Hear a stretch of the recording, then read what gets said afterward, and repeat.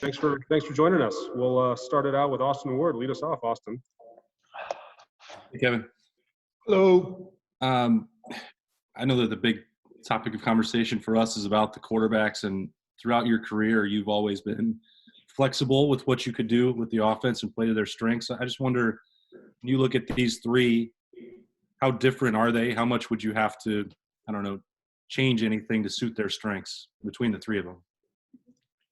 I think we need a lot of time. You go through what we had a really, I thought, strong winter session. Even with that couple-day pause, we had some great workouts and, leadership development and all that. And we're not around to be around them when they're throwing the ball and stuff like that. So, you got one practice. And fortunately, what's unusual with those 15 early graduates, we have so many numbers that sometimes in spring you get a little tight with your numbers and maybe can't do as many reps. We have enough numbers that'll help all these young guys get reps, because you can practice a hair longer and get a few more plays at 7-on-7 at team. Because to me, they just need time.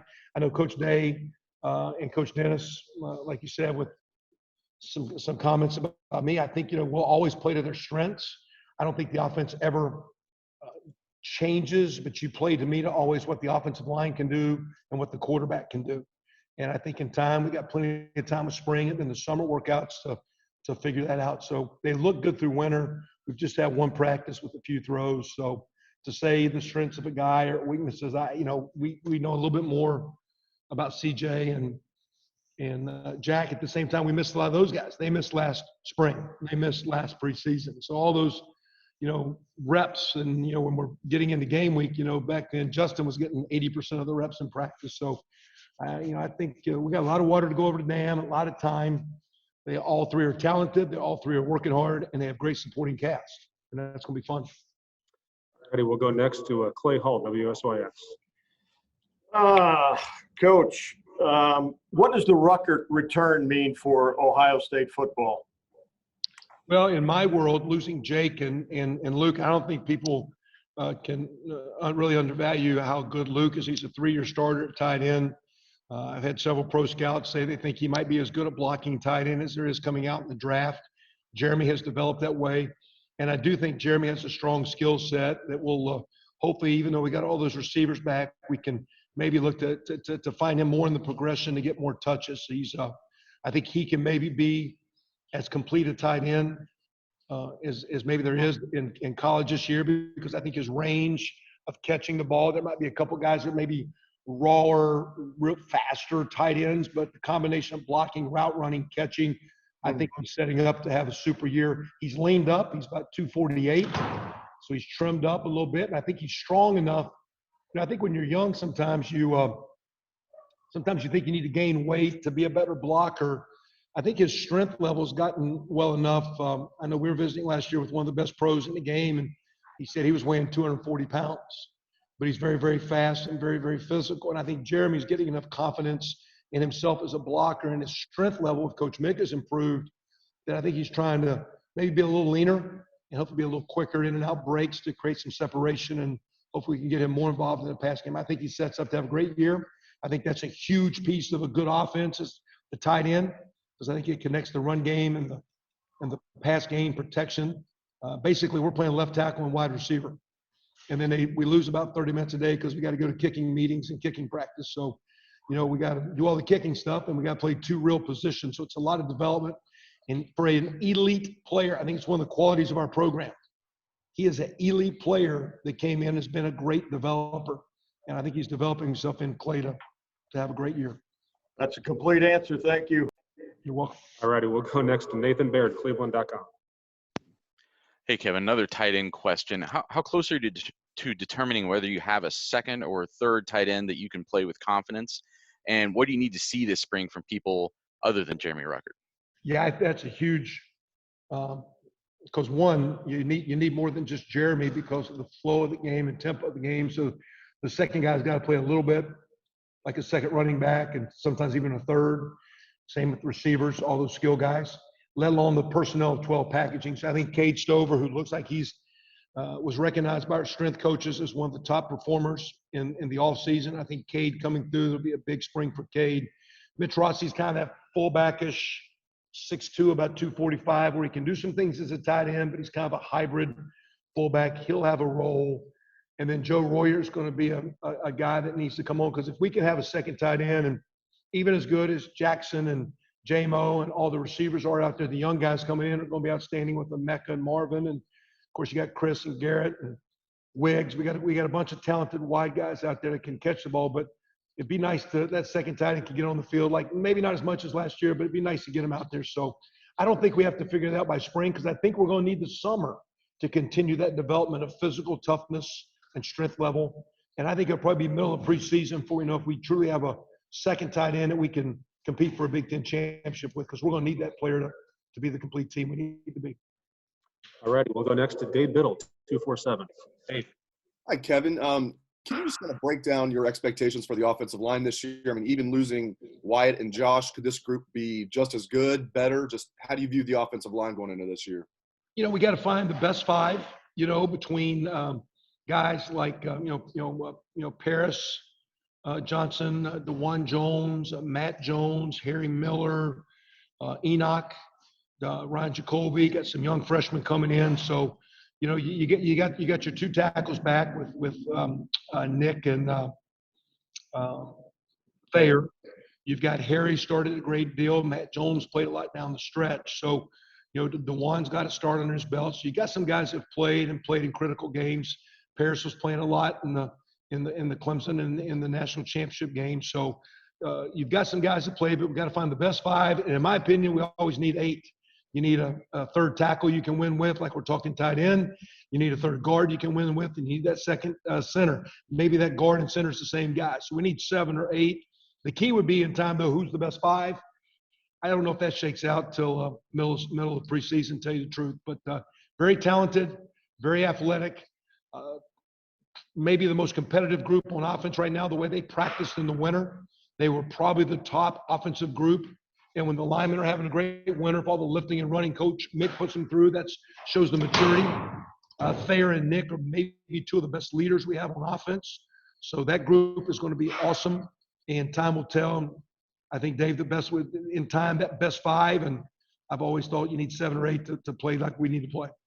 Just a real quick follow-up. Matt Jones started 3 games for you guys, which was almost half the season when you play 8 games. And I know Coach Day said he played well. Was that a surprise to you, Kevin, how well Matt Jones played? Matt, like many of our players, very, very talented, number 1. Sometimes maybe lacks the maturity or the confidence level early. And when you come in like so many of our guys, and no disrespect to you and the other recruiting guys, these guys get hyped up so much. When you're playing tight end or O-line, sometimes it takes about 2 years to figure it out. All the physicalness and the maturity and the mental maturity and physical maturity you need, and the confidence of the schemes. And for Coach Stud to keep him embraced, or you saw the same with Nick Petit. I thought Nick played maybe last year about as good as anyone, and really didn't play those first 2 years. It happened with Thayer and Wyatt. That, the first 2. So there's a little bit of grooming process with that position, and it takes a little time. And I think it's a credit to Matt to have the wherewithal and the courage and the toughness to keep fighting through the trash and the day-to-day grind to become a winning player. And hopefully he's scratching the surface, and he'll keep doing that, because I think he's talented with upside. But we can throw about 12, 13, 14 linemen like that. We can throw about 40 guys on offense like that are talented and are fighting through that to become the player that they're capable of being. Thank you, Kevin. All righty, we'll go next to Joey Kaufman, Columbus Dispatch. Kevin, just another question back to the tight ends. You guys ran a lot of 12 personnel, 2 tight ends the last couple of years. How much of that was due to depth and having somebody like Luke Farrell to have with Jeremy Ruckert, or is that kind of the preference moving forward, just trying to kind of gauge how important it is to develop that? Well, I think and Dave just asked the question line, you got to find the best 5, and then you got to find your best 11. So when that tight end goes out there, what's his ability to be productive? What's he bringing to the offense? And if he's not bringing a chance to be a productive blocker, route runner, help us in protection, hey, you stay with a third receiver, or you can even go to a 4th receiver and take them both out. When you don't have a tight end game, it does hurt in protection a little bit once in a while, where you're helping those tackles on the edges and picking up blitzes. It does hurt the run game, but now the quarterback has to read it more or RPO throw it more. So I do think the better the tight end takes a lot of stress off the quarterback and O-line, but you don't have to play them. You know, as talented as those receivers are, they better be pretty good because you can throw 2 deep, 3 deep at receiver. It's going to be outstanding. So I think the offense goes to basically, Joey, just getting the best 11 guys on the field as much as possible, not minimizing our ability for the defense to attack us. We still have to attack the defense. And sometimes the tight ends can alleviate some pressure, but they got to be productive. And we've had some serious talks with Cade and Joe. Corey Rouse, a transfer from SMU. That was a scholarship player that's walked on here. It's had a great offseason. Getting in shape, good enough to maybe help us in some short, not be a starter, but help us at tight end and be maybe a short yardage type guy and have a role. So the more those guys can play, the fine. But as a tight end guy, I don't advocate for them. I advocate for the best players. And I'm just trying to help them develop to become the best they can and hopefully the best they can to help us win and get on the field. All right, I got time for just a couple more. We'll go to Bill Landis for the Athletic. Hey, Kevin, sounds like Parrish Johnson's going to start at guard this spring. I'm just wondering what you think of him there as opposed to tackle, and then how interchangeable you think tackle and guard are in your offense. Yeah, I think, in my opinion, the pass sets will be a little bit different, but he's athletic enough. Most guys that play guard that have to go to tackle sometimes aren't athletic long enough to block those fast edge rushers. For sure, Parrish is. Sometimes some of those guys can maybe be a little bit too big to be guard, but I personally think, especially if you're staying on the same side and you're going from a right-handed stance or a left-handed stance, I'm a left guard going to left tackle, you just move over. It's a little bit different matchup, but the words are the same. I'm play side, I'm back side, I'm man side of protection, I'm a slide wall side of protection. So I think it's pretty easy. And that's the way I think, you can see yourselves getting your best 5 on the field because just because someone is slated as a guard, if that tackle can play guard, fine. If that guard can play if that guard can play center, if that center can play guard, like who's the best 5? And really at the end, who's the best 7? I believe when we played the national championship game, that the team that won the game had the backup center playing in the game. And I believe the guy that won the Remington Award wasn't playing in the game. So the backup had to be good enough to win a championship. And I think that's what we're looking for here is to win this thing. It takes about 24, 28 guys on offense to win. And that's what we're going to do, keep developing these guys so they all can be starters when called upon, and they can all play championship football when called upon because that's the standard. All righty, we'll wrap up Coach Wilson with Dan Hope from 11 Warriors. Hey, Kevin, obviously you guys have a lot of different guys in the mix there at running back. Just kind of how do you view that competition playing out this spring with all the different guys you have at that spot? With the 2 freshmen here, and when spring's not like it was years and years ago, where there's a lot of scrimmaging. So the ball security issue would be, comment today in a meeting room with my players was, why aren't freshmen on special teams? And one guy said, well, they're not good enough. And then my senior said, because you don't trust them. And I think the key to running back is you're giving that guy the game. You're giving him the football. We play football and we put the game in your hand. So it's one thing to make plays, but you're really looking for a guy that you can trust. Takes care of the ball, understands protection, takes a little bit of time. I think we'll get some of that in spring, but I still think like so many of these positions, I think we'll go through summer, not to drag out in depth charts and give you guys all kinds of reasons to write all summer and speculate and all that stuff, because I got to keep Tim May awake and all that stuff as we go through the summer months. But as we get to there, I think it's going to take about half a preseason because we missed so much last year that even these second-year players are almost like freshmen. And we got to keep playing through and just keep playing the game and loving each other and learning how to play and rocking and rolling. So, but those 2 freshmen being here, it'll be nice because we'll get a good judge of where they're at with Master and Mayan and Marcus and all the guys that we have, Xavier Johnson, et cetera.